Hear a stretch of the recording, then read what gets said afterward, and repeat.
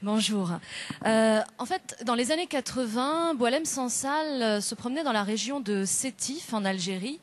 Et il est tombé sur un village qui l'a surpris parce qu'il avait l'air particulièrement organisé et propre, ce qui faisait un peu tâche, en fait, pour la région. Et donc, il s'est enquéri auprès des gens et on lui a dit que ce village avait été administré par un Allemand. Un Allemand qui était devenu moudjahid pendant la guerre d'indépendance et s'était converti à l'islam. Alors, il a gardé cette idée dans un coin de sa tête, donc je dis qu'on est dans les années 80, et des années après, il a écrit une fiction, il a imaginé une famille qui serait issue de cet Allemand, et il a écrit Le village de l'Allemand ou le journal des frères Schiller, qui est un roman tout à fait bouleversant, traversé par la mort, les morts d'hier, les morts d'aujourd'hui, et aussi par peut-être l'inquiétude des morts à venir, puisqu'il est question de la Shoah, mais il est aussi question des années 90 en Algérie, dont on sait qu'elles ont été particulièrement meurtrières, avec le terrorisme islamique et les guerres. Et il imagine deux frères, les frères Schiller. Le roman s'ouvre sous la plume d'un des deux frères, le plus jeune, qui s'appelle Malrik, qui est la contraction du prénom Malek et du prénom Ulrich, puisqu'ils sont nés de père allemand et de mère algérienne. Le père allemand s'est marié en Algérie. Et sous sa plume, on apprend que son frère vient de se suicider. Nous sommes en 1996. De ce frère aîné, ils ont 15 ans de différence, va lui rester un journal intime, pas totalement intime puisqu'en réalité il lui est destiné, et ce journal retrace le parcours de celui qu'on appelle Rachel, qui est la contraction de Rachid et de... attendez, je me souviens plus... Et de Helmut, voilà, de Helmut. On l'appelle donc Rachel. Rachel, pendant 2 ans, va voyager et va remonter le temps pour retracer le parcours de son père. Pourquoi? Parce qu'en 1994, il y a un massacre dans le village de leurs parents. Le père et la mère sont tués. Par l'armée islamique. Il va se rendre en pèlerinage dans son village d'enfance, puisque eux vivent en France. Ce que j'ai oublié de mentionner, c'est qu'en fait, les parents ont envoyé le jeune Rachel et le jeune Malrik en France pour qu'ils aient un meilleur avenir, une éducation. Quand ils étaient très jeunes, habitaient chez un ami de la famille, tonton Malik. Et il va revenir au village, et dans la maison familiale, il va trouver une valise. Et dans cette valise, il va l'ouvrir et le passé va lui exploser à la figure, puisqu'il va découvrir que son père n'était pas simplement allemand, il était officier allemand, il était officier nazi, il était SS. Évidemment, le monde va s'effondrer. Lui, il a le souvenir d'un père qu'on pourrait presque qualifier de juste, puisqu'il s'est battu pour de justes causes. Ça a été un bon père, un bon mari, un homme respecté dans son village, qui a œuvré pour le bien, et découvre que son père était ni plus ni moins un monstre. Et il va vouloir comprendre. Il va vouloir comprendre tout d'abord cette entreprise totalement suicidaire, et pour cause, on sait dès le début qu'il va en mourir d'une certaine manière, les origines du mal. Or, tout ce qu'on comprend en filigrane dans ce roman, c'est qu'on ne les trouve pas, les origines du mal. Elles sont quasiment impossibles à retrouver. Le pourquoi c'est impossible est touché du bout des doigts dans ce livre. Et puis parallèlement, puisque c'est en fait 2 journaux intimes qui vont s'imbriquer l'un avec l'autre, il y a celui de Malrik qui lui lit le journal de son frère et va écrire le sien. Lui est beaucoup plus jeune. Alors ils ont une énorme différence entre eux. Le grand frère, lui, a réussi dans la vie. Il est ingénieur. Il travaille pour une multinationale. Il s'est marié. Il a un pavillon en banlieue. Enfin, une espèce de vie rêvée, cliché. Alors que Malrik, lui, c'est un jeune de banlieue, un zonard, comme on dit vulgairement. Il a des copains qui, pareil, sont en semi-galère.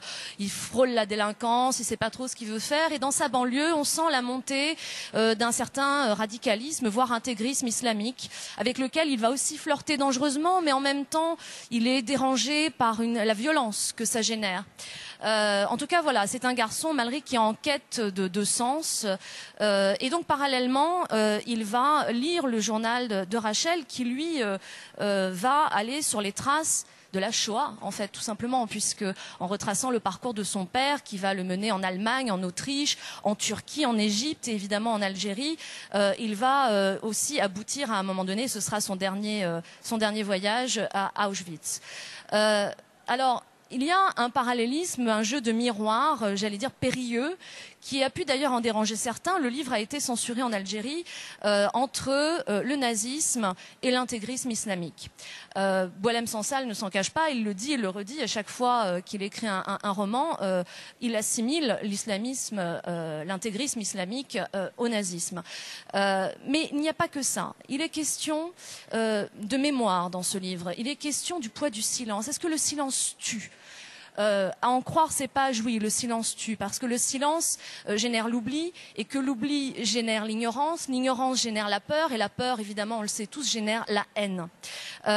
Et puis, il y a la question de la filiation. Sommes-nous tributaires des actes de nos parents? Est-ce que nous devons quelque chose à leurs victimes? Si nos parents ont fauté, est-ce que nous devons expier pour nos parents?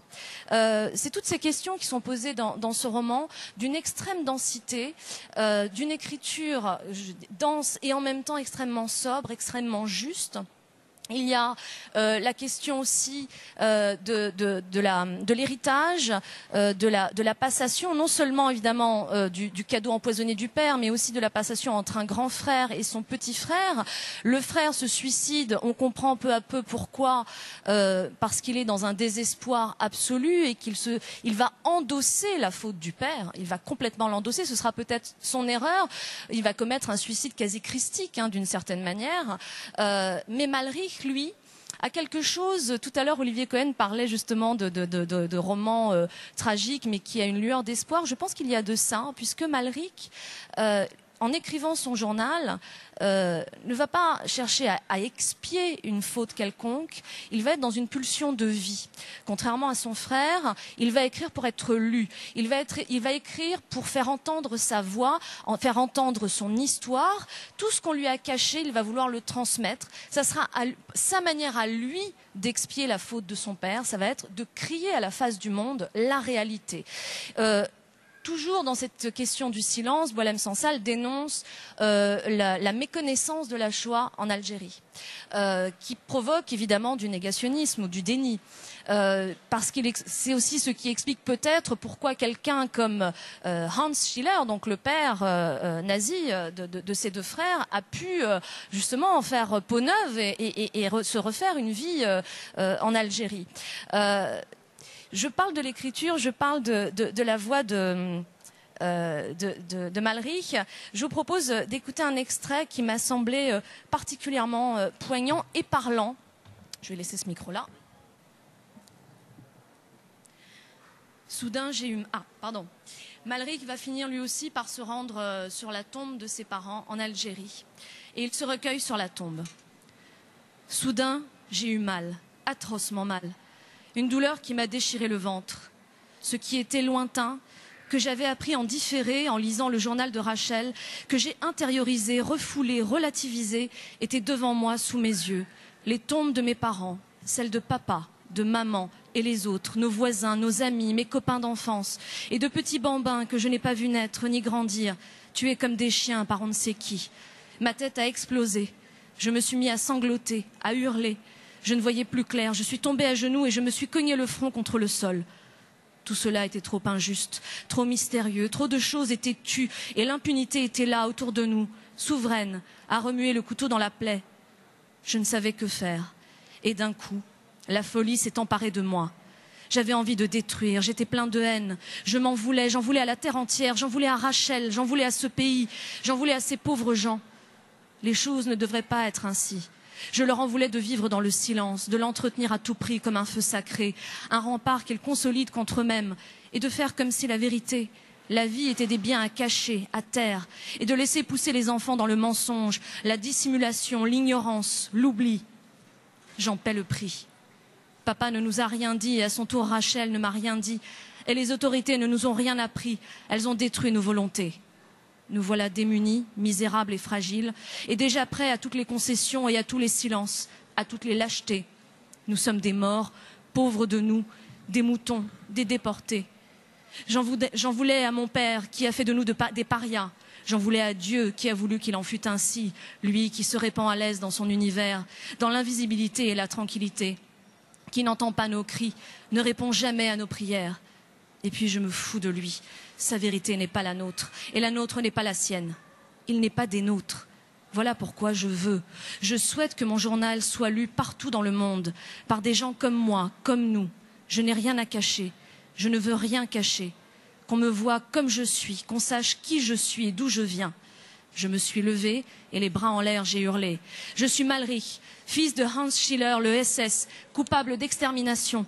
Je porte en moi le plus grand drame du monde. J'en suis le dépositaire et j'ai honte et j'ai peur et je veux mourir. J'implore votre aide. On ne m'a rien dit, tout est retombé sur ma tête et je ne sais pas pourquoi. Mon frère s'est suicidé, mes parents et nos voisins ont été assassinés et je ne sais pourquoi ni par qui. Je suis seule, seule comme personne au monde. Et là, la vraie colère, la colère noire m'a pris aux tripes. On n'a pas le droit de se lamenter. Il n'y a que ça de vrai, la vengeance, le nakam. J'en voulais aux islamistes, à ces chiens, à ces nazis. Je voulais les tuer tous, jusqu'au dernier, jusqu'à leurs femmes, leurs enfants, leurs petits-enfants, leurs parents. Je voulais détruire leurs maisons, leurs mosquées, leurs caves, leurs réseaux dormants et les pourchasser jusque dans l'au-delà et encore les écraser devant Dieu lui-même, ce Dieu dont ils se disent les franchisés. Et je voulais fêter leur mort comme dans un 14 juillet pour saluer notre renaissance. Pourquoi sont-ils ainsi, mon Dieu? Pourquoi les as-tu fait ainsi? Qui peut les sauver? Qui sauvera leurs femmes et leurs enfants? Qui nous sauvera d'eux? J'en tremblais. Je suis tombée à terre et je me suis roulée dans la boue. Je voulais mourir, je voulais mourir. Je le criais de toutes mes forces. Mohamed est venu me prendre par les épaules et comme mon guide un aveugle m'a ramené au village. Ne comprenant pas le français, il a cru que mes cris étaient une révolte contre Allah. Il répétait sur le ton de reproche « C'est le mektoub, Malek, c'est le mektoub, nous devons l'accepter. » Alors j'ai eu envie de le tuer lui aussi. Je me suis écartée et je lui ai dit « le mektoub, c'est lui qui nous a fait comme ça, des peureux et des lâches qui se laissent égorger comme des moutons. » Je m'en suis aussitôt voulu. J'avais honte. Toute la journée, les agents spéciaux de l'aéroport nous avaient traités comme des chiens, comme des déportés. Nous étions effrayés, affamés, transis, trempés comme des chiffons. Ils nous avaient pris nos petites valises, nos papiers, nos identités. Ils nous avaient empoisonnés avec leur gaz d'échappement et abandonnés dans le noir, dans ce hangar sordide, sans un mot, sans un regard. Et pas un, ni moi, ni les autres, n'avaient réagi, demandé, exigé que nos droits nous soient lus à haute voix avant de nous laisser embarquer. Chacun se disait en lui-même « C'est ainsi, nous n'y pouvons rien ». Et tous en silence, déjà soulagés. Nous avons vu nos compagnons remonter dans le camion et partir vers l'inconnu. Je lui ai dit en hoquetant « Mimed, ce n'est pas le mektoub, c'est nous le problème ».